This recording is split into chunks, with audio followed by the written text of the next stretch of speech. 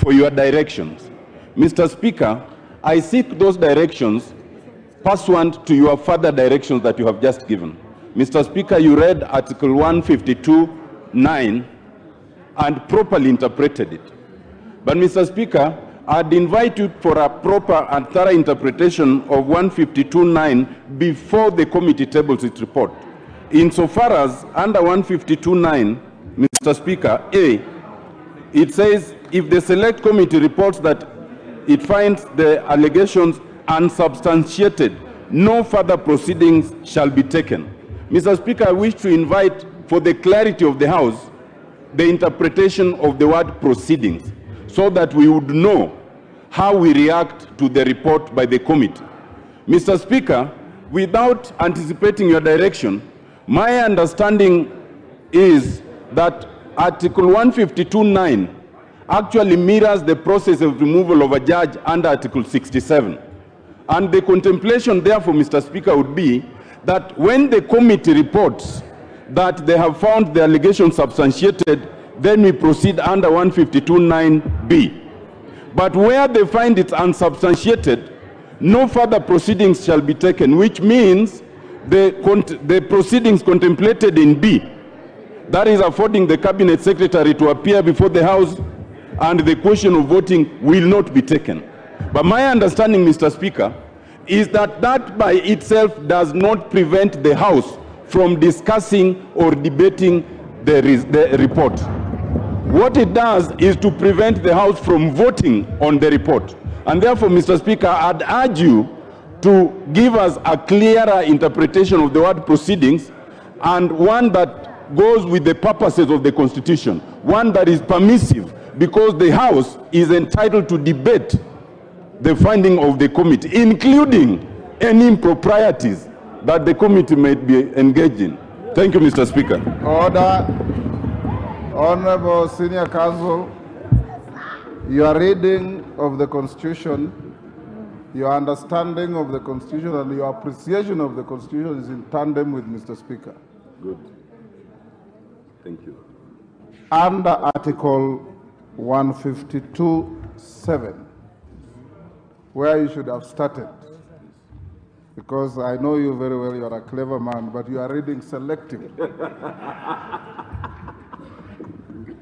It says, if a motion under Clause 6 is supported by at least 1/3 of the members of the National Assembly, which motion was supported by more than 1/3 of the Assembly shall, not may, shall appoint a select committee comprising 11 of its members to investigate the matter, which you did, right?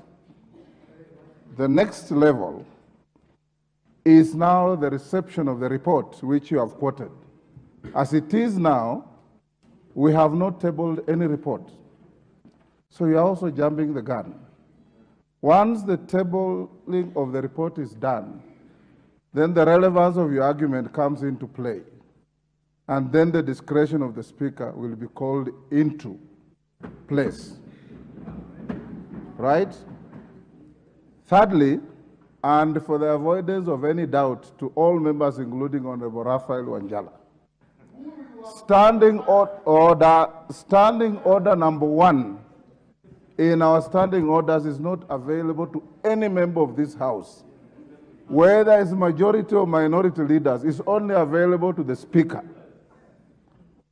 If you read your standing orders properly, and for avoidance of doubt, I wrote these standing orders with the late Honorable Godana. The late Honorable Godana, Julius Sunguli sitting there, and a few others. Standing order number 1 is only available to the Speaker, not to any other member. It is not an escape route to anybody who doesn't grasp their standing orders. So let's leave it there. Honorable Otiende Amollo will get to that matter when we reach it. Order. Clerk, hold an order. That matter is spent. Let's move to the next order. Order number 3, messages.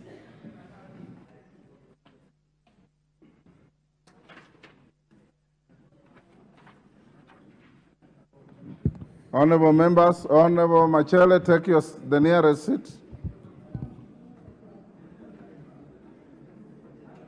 Honorable members, I have a message from the Senate on the passage of 4 bills. Honorable Zamzam, you have breached our standing orders. On 2nd May 2024,